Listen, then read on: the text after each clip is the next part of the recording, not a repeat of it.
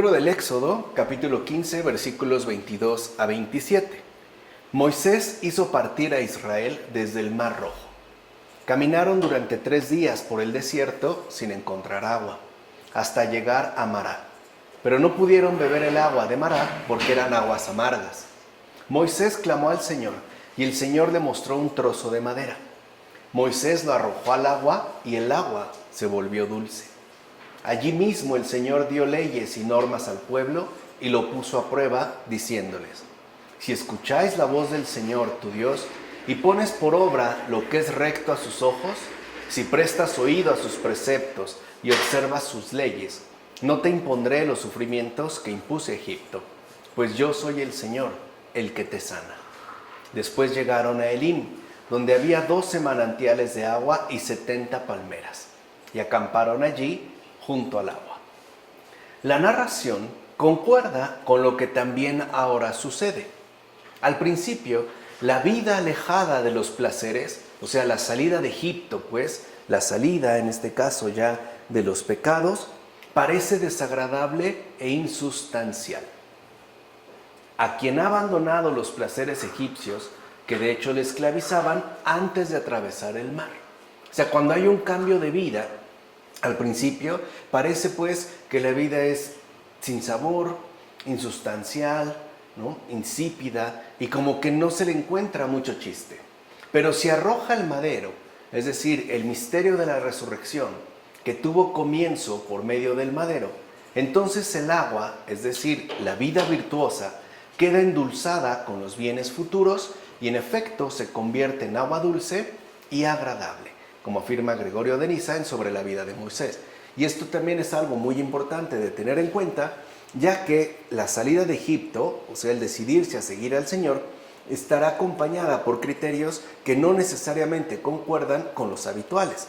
Es decir, si nosotros sentimos algo insípida la vida virtuosa, esta solo quedará endulzada a partir de que se involucre el misterio mismo de la resurrección, de tal forma que tengamos presentes los bienes futuros para que nuestro respectivo transcurrir se convierta en algo dulce e incluso agradable, aun cuando al principio parezca amargo, justo como las aguas de Mará. Mira pues cómo el agua a través de un madero convierte el estado defectuoso de sabor amargo en su propio sabor dulce. Aquel madero era Cristo, que sana por sí mismo las venas de la naturaleza, envenenada en otro tiempo y por ende amarga, y la convierte en agua dulce de salvación, es decir, agua del bautismo, como afirma Tertuliano en Sobre el bautismo. Y también esto es importante de no perder de vista. Lo que al principio nos puede parecer amargo en la vida espiritual, cuando nosotros realmente involucramos al Señor, esto se transforma en algo dulce, porque es justo la dulzura misma que trae consigo la salvación y que además es inseparable, como ha mencionado en este caso Tertuliano, del propio bautismo. Así pues, fuente amarga es Mará, pero cuando Moisés metió el madero, las aguas se endulzaron. Pues bien, así también, sin la predicación de la cruz del Señor, de nada sirve el agua para la salvación futura. Por el contrario, cuando es consagrada por el misterio de la cruz salvadora, se puede emplear para el lavatorio espiritual y como bebida saludable. Date cuenta entonces cómo la predicación de la cruz del Señor convierte en dulce lo que es amargo. Es decir, endulza la naturaleza amarga de las cosas con la gracia, como afirma Ambrosio en los misterios cristianos. Y así es como sucede. Ahora será la gracia aquella encargada de endulzar la naturaleza amarga de las cosas, que a lo mejor al principio no percibíamos ya por estar habituados a ello, pero que poco a poco vamos distinguiendo entre lo amargo y lo dulce. Ahora esta dulzura, en efecto, vinculada directamente al actuar de la gracia. Ciertamente, cuando los hijos de Israel llegaron a Mará, no pudieron beber el agua de ahí debido a su amargor. El pozo que encontraron tenía agua, pero no era dulce. Es decir, parecía agradable a la vista. O sea, de entrada parecía agua común y corriente, agua potable, pero era agua más bien engañosa debido a su sabor. No obstante, Una vez que Moisés sumergió el madero, bebieron ya agua dulce y apacible.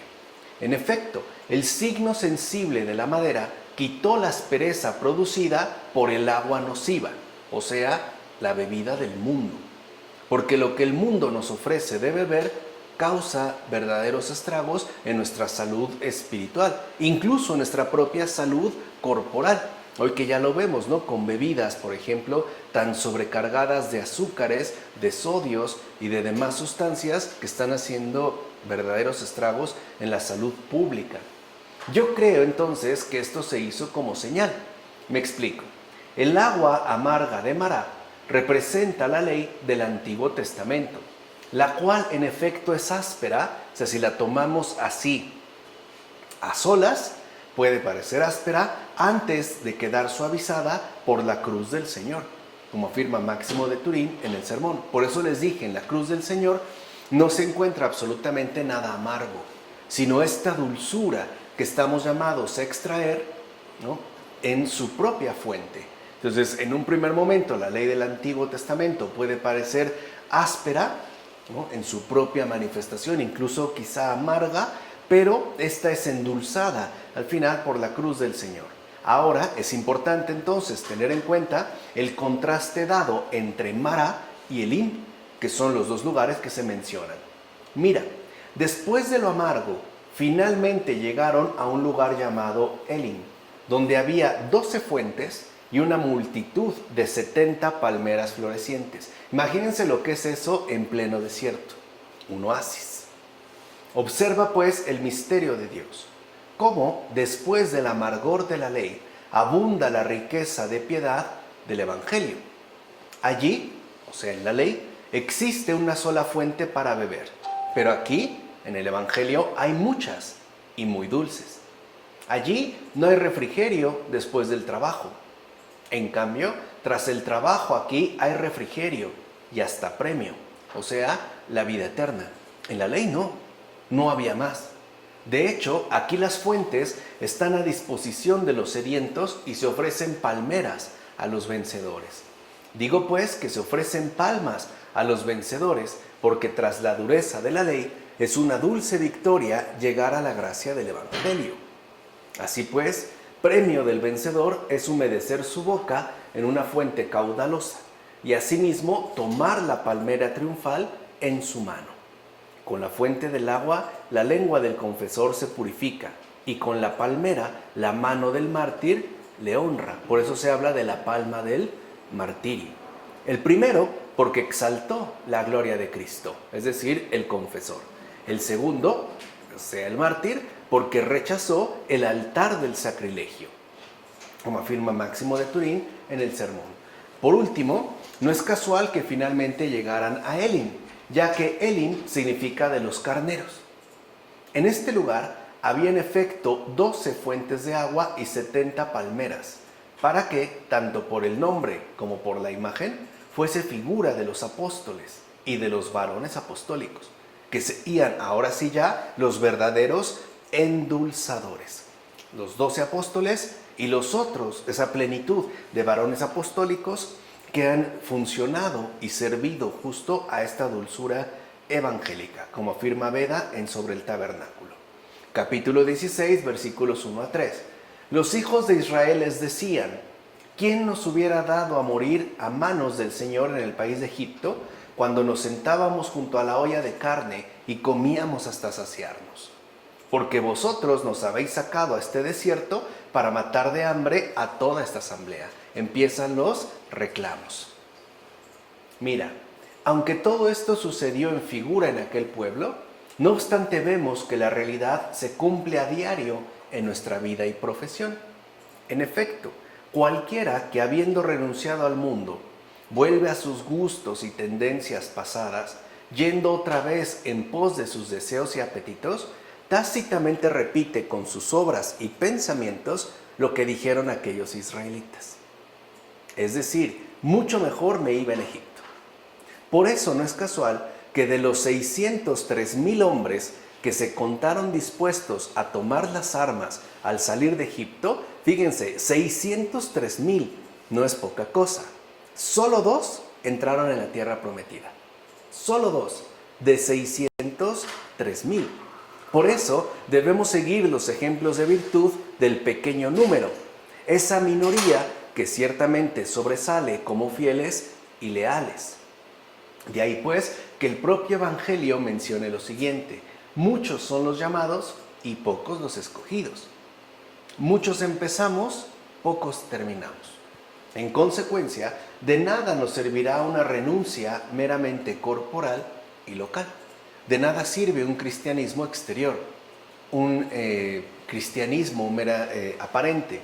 Esto sería tanto como salir solo exteriormente de Egipto. Por eso es preciso asociar con esa salida la renuncia del corazón, que también es igualmente importante.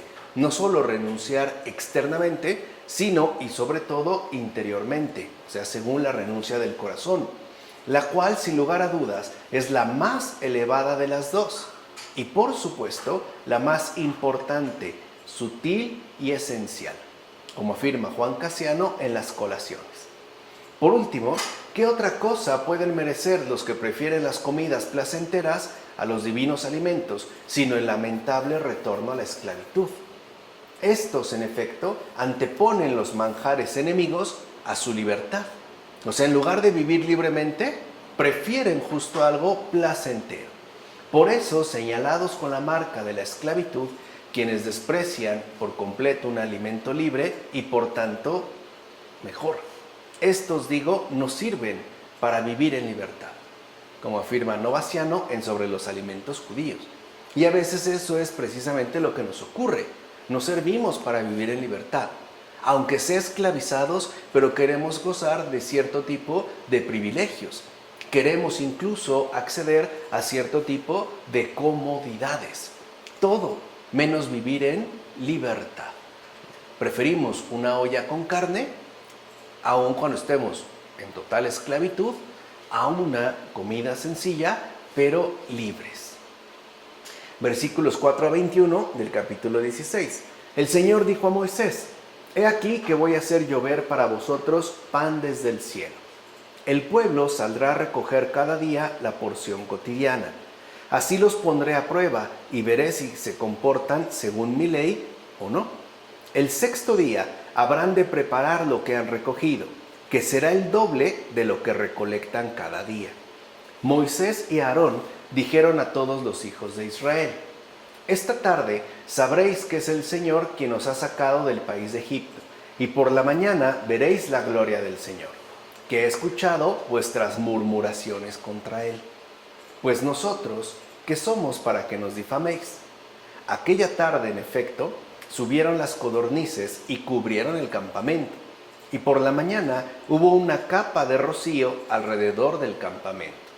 Al evaporarse la capa de rocío, quedó sobre la superficie del desierto una cosa blanca delgada, como escarcha, sobre la tierra. Al verlo, los hijos de Israel se dijeron entre sí: Manjú, que significa ¿qué es esto? Pues no sabían lo que era. Moisés les dijo: Esto es el pan que el Señor os da como alimento. Esta es la orden que ha dado el Señor. Tome cada uno según su necesidad, un homer por cabeza, según el número de personas. Cada uno recogerá también para los que están en su tienda.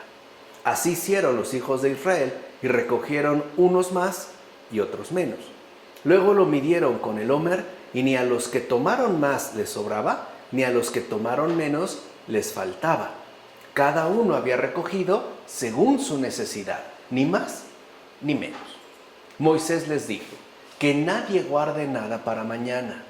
Sin embargo, no le escucharon, y algunos dejaron parte para la mañana siguiente, pero crió gusanos y se pudrió.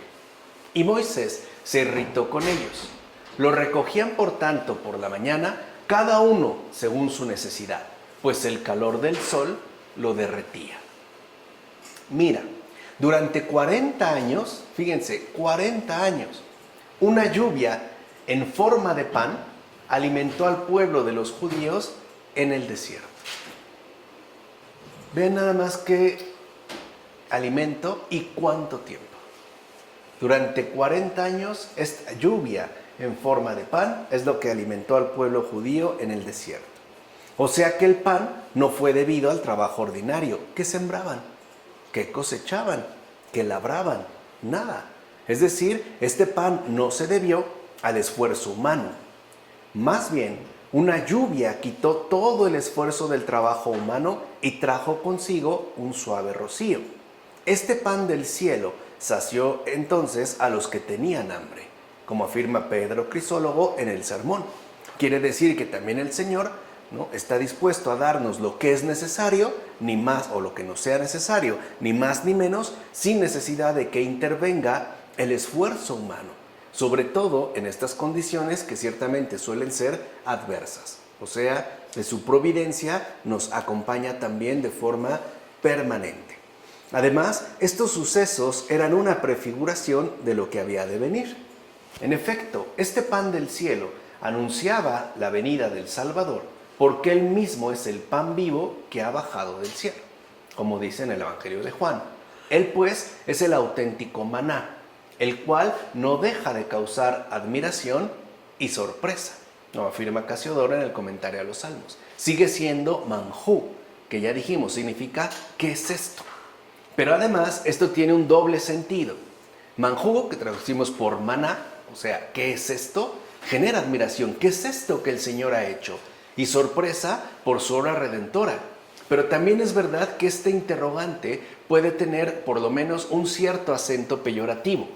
Verlo como algo sumamente insignificante, como si alguien te diera una nimiedad. Algo pues que, en pocas palabras, no vale la pena. ¿Qué es esto? Esta especie de polvito, ¿no?, a manera de escarcha, que es el pan que ciertamente nos va a alimentar. Y así para muchos, el Señor Jesús de Eucaristía, es poca cosa, es una insignificancia. Se admiran quizá por la irrelevancia del sacramento y quedan sorprendidos por no ser algo en extremo llamativo o por lo menos sobresaliente. Lo mismo que ocurrió, en este caso, con los hebreos en el desierto. Ciertamente, esta comida es pequeña y sutil, y por eso significa maná, es decir, ¿qué es esto? Mira pues si el mismo significado del nombre no te invita a aprender. Mira pues que si el mismo significado del nombre no te invita a aprender, algo es que no se está entendiendo. Esto también se dijo para que cuando oigas que la ley de Dios se lee e interpreta, también digas a los maestros, a los expositores, ¿qué es esto?, tal y como lo expresa la palabra maná.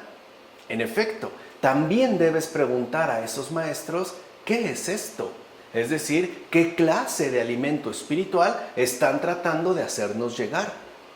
Y eso también es algo que debemos ciertamente cuestionar. ¿De qué se trata? No podemos pues tragarnos absolutamente todo lo que nos ofrezcan. Debemos también de interrogar en este sentido saludable, ¿qué es esto? No nos vamos a quedar pues con cualquier habladuría. Por eso no olvides lo siguiente: el verdadero maná, es decir, la palabra de Dios, es suave, ligera y sutil. Así era el maná, ¿no?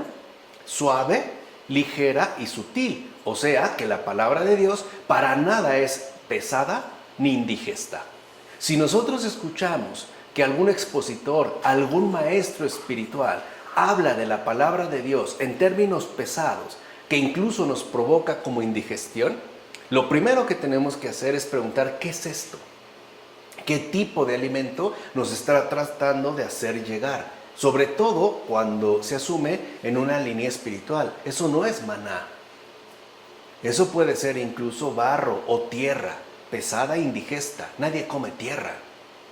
No, estamos llamados a recibir maná, palabra de Dios que es suave, ligera, sutil, que no es pesada, que conforta los corazones, que nos devuelve el ánimo, que nos permite recuperar las fuerzas interiores sin ejercicios pesados y mucho menos sin quedar ciertamente afectados.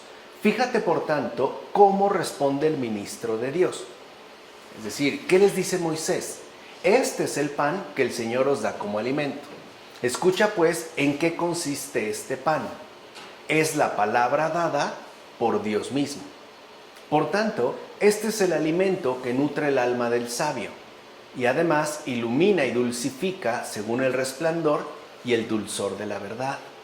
Dicha luz y dulzura, por ejemplo, son las diversas virtudes que la sabiduría nos aporta.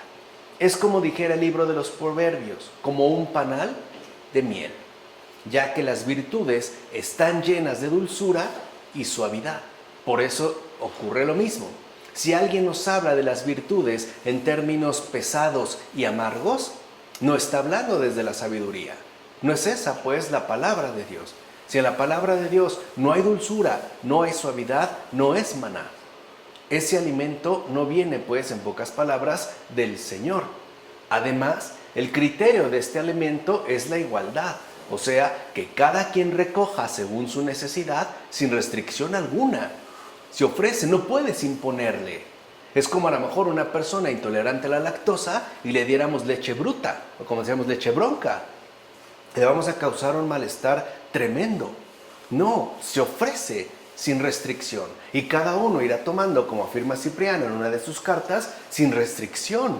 Justamente lo que vaya necesitando. Por último, si alguien no soporta lo dicho y sigue apegado a la penuria de lo mundano, es decir, sigue aferrado a lo que desaparece, que se acuerde entonces del maná. Vean también cómo el maná nos ayuda a entender nuestro respectivo proceder en este mundo. Lamentablemente, lo ocurrido en aquella ocasión es algo que sigue dándose actualmente con los que más poseen, con los verdaderos poseedores, ¿no? Esos acumuladores de riquezas y de bienes materiales. En efecto, debido a su codicia, lo que tenían reservado se llenó de gusanos. Y eso que Moisés que les dijo, no guarden nada para mañana. Algunos dijeron, no, pues yo guardo esta parte para mañana y se agusanó. O sea, lo que reservaron finalmente se llenó de gusanos. Olvidaron, por ejemplo, que la medida de la comida es la misma para todos. ¿O acaso no es verdad que solamente llenamos un solo estómago? ¿Por qué entonces desordenas las cosas y hasta echas a perder todo lo demás? Es decir, aquello que ya no necesitas y por eso hasta te sobra. Porque cuando algo nos sobra es porque realmente no lo necesitamos. Por ejemplo, en el caso de la comida. ¿Cuántas personas no guardan y guardan y guardan comida que al final solo se echa a perder? Y a la semana. O despensa y despensa y despensa y despensa, que después ya caducó, ya no sirve. Y ahora sí, la quieren regalar. No. Acuérdense, los pobres no son basureros. Y no lo digo yo, lo dijo Santa Madre Teresa de Calcuta. En todo caso, para ti, que vives desordenadamente, tal parece que solamente te agrada la basura. Es decir, lo que se echa a perder. Y es cierto, hay personas que parece que solo les gusta lo que se agusana, lo que se echa a perder, la basura. Es esto justamente lo que ocurrió en aquella ocasión con el maná recogido. En efecto, de la misma forma que los que recogieron en sus casas más de lo estimado necesario no acumularon maná, sino gusanos y podredumbre, así también en la vida desordenada y en la codicia no se amontonan ni alimentos ni bienes, sino corrupción y podredumbre, como afirma Juan Crisóstomo en las homilías sobre la primera carta a los Corintios. ¿Cuántas personas no estuvieran acumulando cosas y cosas y cosas y cosas que después no son más que basura? Y que esta persona no se decide a deshacerse de ellos porque siempre le encuentra fantasiosamente algún tipo de aplicación. No, es que eso se va a utilizar, guárdalo, ahí déjalo, no lo toques. Y cuando vemos estamos saturados, ¿no?, de esta acumulación. Hasta hay una enfermedad, ¿no?, de acumuladores, donde en efecto incluso si se agusanan, salen ratas, se vuelven focos de infección, etcétera, etcétera. No, aprendamos a tener lo necesario y repartir de la misma manera sin perjudicar a los demás. No estemos pues acumulando basura. Versículos 22 a 36 de este capítulo 16. Mirad que el Señor os ha dado el sábado. Por eso os ha dado el sexto día ración para 2 días. Permaneced cada uno en su sitio. Que nadie salga de su sitio el día séptimo. El pueblo descansó el día séptimo. La casa de Israel lo llamó maná. Era como una semilla de coriandro, blanco y su sabor como una torta de miel. Yo creo que sabía bastante bien. Y Moisés dijo: este es el mandamiento que el Señor ha ordenado. Llenad un homer de esto y conservadlo para vuestras generaciones, para que vean el pan que os di de comer en el desierto cuando os saqué del país de Egipto. Moisés dijo a Aarón: toma un recipiente, pon en él un homer de maná y déjalo delante del Señor, para conservarlo de generación en generación. Aarón, tal como el Señor ordenó a Moisés, lo dejó delante del testimonio para conservarlo. Los hijos de Israel comieron el maná durante 40 años hasta su entrada en tierra habitada. Comieron el maná hasta su entrada en los confines de la tierra de Canaán. El homer de maná es la 10ª parte de un efá. En realidad, el verbo de Dios se hace todo para cada uno, según lo exige la capacidad o el deseo de cada uno. O sea, ahí está, digamos, como el alimento que se nos ofrece y que se nos ofrece, nuevamente, como lo habíamos mencionado, sin ningún tipo de restricción. Pero este alimento que es ofrecido tiene que ver con la capacidad propia o el deseo que tenemos de auténtica participación con el Señor. Algo así como aquel maná, que a pesar de ser único alimento, a cada uno le hacía percibir el gusto que ciertamente deseaba. Es decir, este alimento parecía muy simple, pero satisfacía realmente todas las necesidades, incluso las del gusto. Imagínense probar ahora este pan sabor con ajo, por decir, ¿no? Etcétera, etcétera, etcétera. Cada uno. Por eso, Él no solo se ofrece como pan a los hambrientos y como vino a los sedientos, sino que también se presenta como fragancia exquisita y dulce a los que quieren recrearse con Él, como afirma Orígenes en los comentarios al Cantar de los Cantares. Y vean cómo vuelve a aparecer esta referencia a la dulzura del Señor, que es algo quizá de lo que nos hemos privado ya durante mucho tiempo. Es necesario volver a degustar y a regocijarse con esta dulzura. También vemos aquí que aparece el simbólico número de 40. En efecto, el santo Moisés alimentó a los hijos de Israel en el desierto con el maná celestial durante 40 años. Qué bueno es entonces el número que siempre abre el cielo. Digo bueno porque por él se preserva la justicia de Noé y se alimentan los hijos de Israel. Por esta razón, también nosotros observemos este número para que los cielos se nos puedan abrir, para que la lluvia de la gracia espiritual pueda derramarse en nosotros y el maná de los sacramentos espirituales nos reconforte. En efecto, por la observancia de la Cuaresma, según la costumbre de nuestros padres, vean cómo ya venía de antes. Cuando está hablando San Máximo de Turín, ya está hablando pues desde los tiempos apostólicos y por ende de la Cuaresma. Por esa costumbre de Cuaresma somos justificados y alimentados. Es decir, justificados por el lavado del bautismo y alimentados por el sacramento del pan y del vino.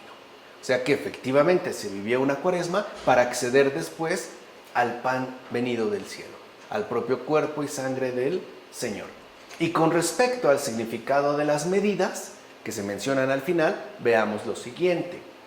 Cada vez que se consagra el alimento divino del cielo para conservar en una urna de oro, vean, esto es también parte de la tradición, cuando se consagraba la Eucaristía, se solía reservar o guardar en una urna de oro. Se dice, el homer era la 10ª parte de las 3 medidas.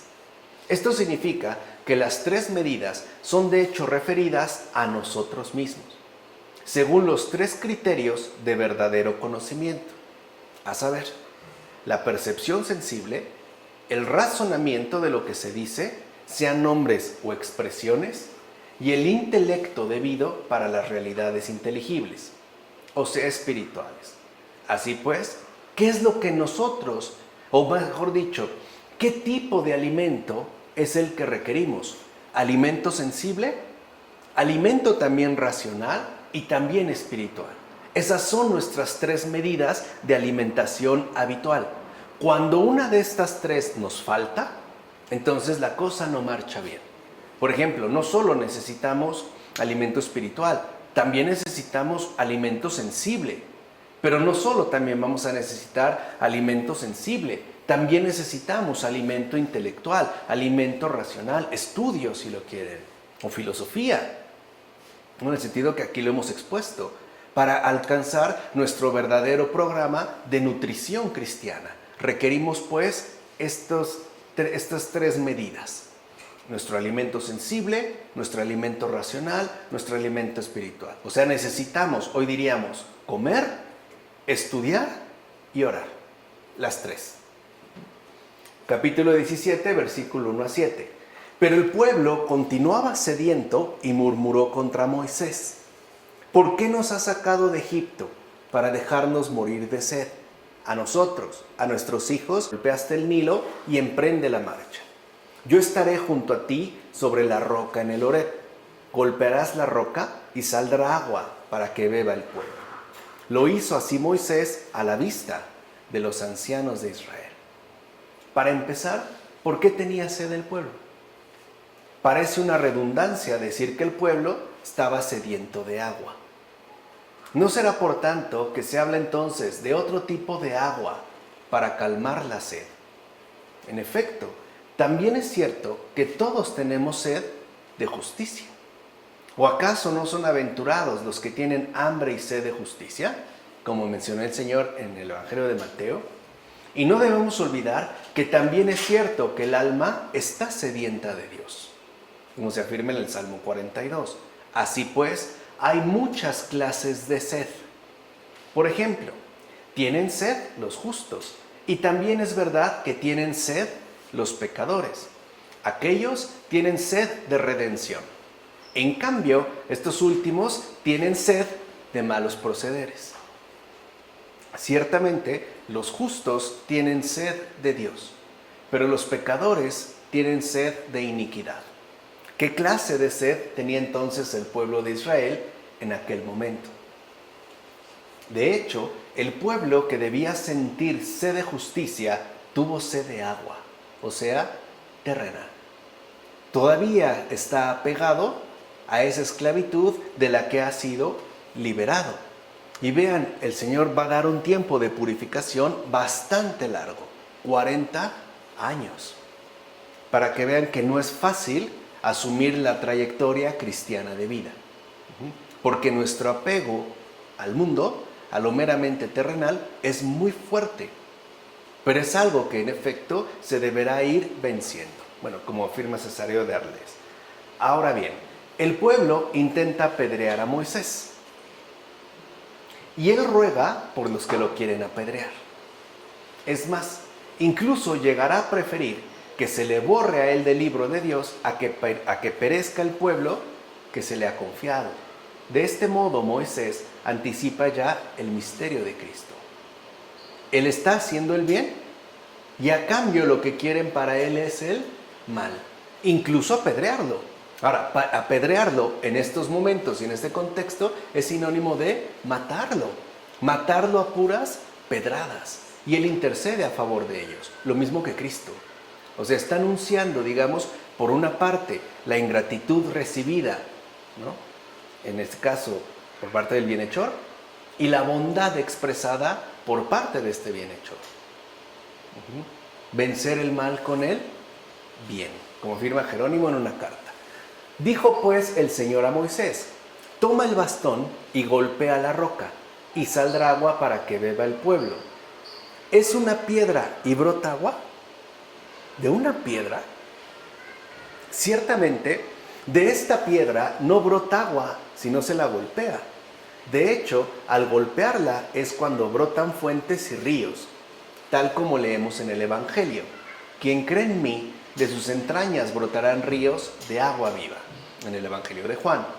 Así pues, con las heridas de Cristo crucificado es que emanaron las fuentes abundantes del Nuevo Testamento. Por eso era necesario que le hirieran, ya que sin tales heridas no hubiera brotado de su costado sangre y agua.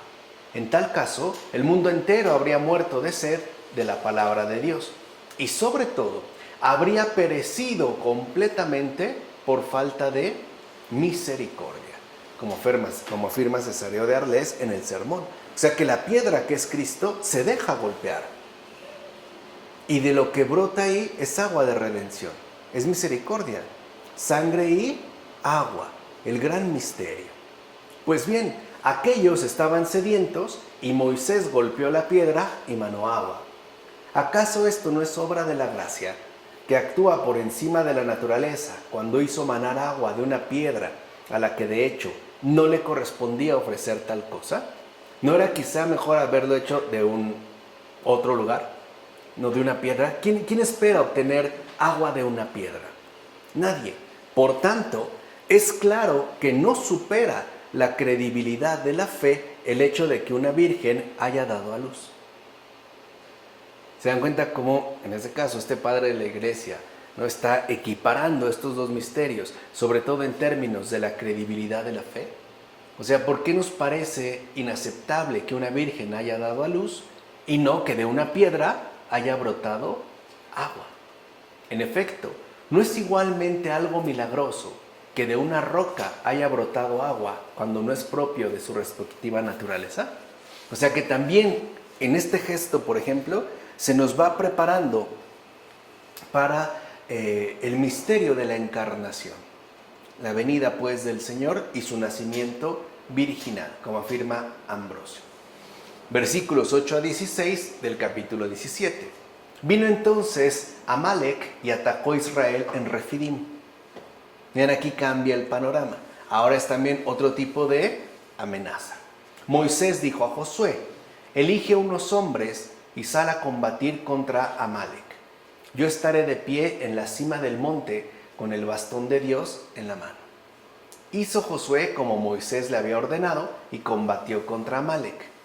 Mientras Moisés, Aarón y Hur subieron a la cima del monte. Resultó que cuando Moisés alzaba las manos, vencía a Israel, pero cuando las dejaba caer, vencía a Amalec. Como se le cansaban las manos a Moisés, acercaron una piedra, se la pusieron debajo y se sentó sobre ella, en tanto que Aarón y Hur le sujetaban las manos, cada uno por un lado. Y así sus manos se mantuvieron en alto hasta la puesta del sol. Josué derrotó a Amalec y a su pueblo a filo de espada. Así como los ojos, cuando están alzados hacia arriba mediante el pensamiento y la contemplación, así las manos alzadas mediante las buenas obras exaltan el alma y la elevan, tal y como hizo Moisés. Las buenas obras vencen a los enemigos invisibles. Por eso debemos seguir el ejemplo de Moisés y dejar que nuestras manos se eleven hacia lo alto, como afirma Orígenes en los comentarios en el Evangelio de Juan. O sea que una buena obra es también una elevación de manos. Así pues, ¿con qué nos hemos de defender contra las astucias del maligno? ¿Acaso no debemos hacer como Moisés y extender también las manos para que la cruz prefigurada sea lo que pueda vencerlo? Vean cómo vuelven a insistir en este caso Gregorio Nacianceno en la Apologética en la importancia y relevancia que tiene la cruz del Señor. Lo único que, como ya habíamos mencionado, ha vencido irrevocablemente al demonio. En consecuencia, el pueblo de Israel ganó aquella batalla no porque Moisés orase de esa forma. O sea, no depende pues del gesto que Moisés asumió, sino por la figura de la cruz. Quiere decir que con esto se nos enseñó simbólicamente que Moisés y el pueblo de Israel han librado esta batalla en nombre de Jesús, bajo el amparo de la cruz, es decir, con su bendición y protección. ¿Acaso no se vence al enemigo con ese estandarte de eterna victoria? Bueno, hasta en las películas hollywoodenses, ¿no? lo representan. Además, Moisés se sentó sobre una piedra durante el combate, es decir, se apoyó en el propio Cristo, que es la piedra invencible, como afirma Justino Mártir en el diálogo con Trifón. Entonces, ¿por qué a Pedro le llamó también piedra? También lo convirtió en una piedra invencible, porque esta piedra es justo el propio Señor, ¿no?, que es inconmovible. Ahora bien, ¿por qué Moisés en aquella ocasión, es decir, cuando Josué luchaba contra Amalek, solamente oraba con las manos extendidas mientras estaba sentado? ¿No debía, bajo tales circunstancias tan críticas, haber hecho su oración postrado en tierra, con las manos golpeando su pecho y con su rostro pegado al suelo? O sea, ¿no tenía que haber actuado de una manera distinta? ¿Por qué solo así, ¿no?, con las manos levantadas y sentado en una piedra? No necesariamente, ya que allí donde se lucha en el nombre del Señor Jesús, la victoria está garantizada por sus méritos, no por los nuestros. ¿O acaso no venció Jesús al demonio clavado en la cruz sin mayor esfuerzo? ¿O a poco lo vemos ahí lanzando rayos, truenos, no? De hecho, no, parece ser una victoria rotunda sin mayor esfuerzo, dejándose simplemente apresar y morir, como afirma Tertuliano contra los judíos. Además, en tal ocasión se anticipó la verdad. En efecto, observa cómo la figura dada por Moisés durante la batalla contra Amalek habla por sí misma, pues sus manos fueron sostenidas por Aarón y Hur en aquella ocasión para que se mantuvieran en alto. En cambio, Cristo mantuvo sus manos elevadas por sí mismo en la cruz. ¿Quién se las sostuvo? ¿Ves ya cómo la figura fue entonces dada y luego surgió la verdad? Siguen siendo también estos anticipos, ¿no? Como afirma Juan Crisóstomo en las homilías sobre el Evangelio de Juan. Pues bien, Moisés se sentó en la piedra, es decir, cuando la ley descansó en la iglesia. Esta misma ley tuvo las manos pesadas, ya que no toleró con misericordia a algunos que ciertamente faltaban contra ella, y los castigó con mucho rigor. Ahí se veía, ¿no?, la severidad de la ley. Aarón, pues, se interpreta por monte de fortaleza y Hur por fuego. ¿Y quién es el monte sino nuestro Redentor? ¿Y quién el fuego y la fortaleza sino el Espíritu Santo? ¿O no es verdad que al venir el mediador entre Dios y los seres humanos con el fuego del Espíritu Santo, nos hizo más fáciles de cumplir los mandamientos de la ley, los cuales de hecho no podemos cumplir si nos atenemos a nuestras propias fuerzas? Y es cierto, vivir, por ejemplo, cristianamente, vivir según la voluntad de Dios, es humanamente imposible. No se puede sin la asistencia de la gracia. No es algo que corresponda a nuestras propias fuerzas. Por eso en aquella ocasión las manos de Moisés se hicieron más ligeras, ya que con ello se indicaba la conversión de la gravedad de los mandamientos de la ley en la virtud espiritual del Evangelio, como afirma Gregorio Magno en las homilías sobre los Evangelios. Por último, tampoco fue cosa del azar que Moisés permaneciera hasta la tarde manteniendo la figura de la cruz. No fue poco tiempo, ya que el Señor también permanece en la cruz hasta la resurrección final del tercer día, como afirma Justino Mártir en el diálogo con Trifón. La lucha continúa. Él ya ha vencido, pero nuestro combate sigue adelante. Por eso Él prometió, y lo cumple, estar con nosotros todos los días hasta el fin del mundo. Bueno, hasta ahí lo vamos a dejar para hacer este contraste después en el caso del capítulo 18, ¿de acuerdo? Vamos a dejar hasta aquí. En nombre del Padre, del Hijo, del Espíritu Santo. Amén.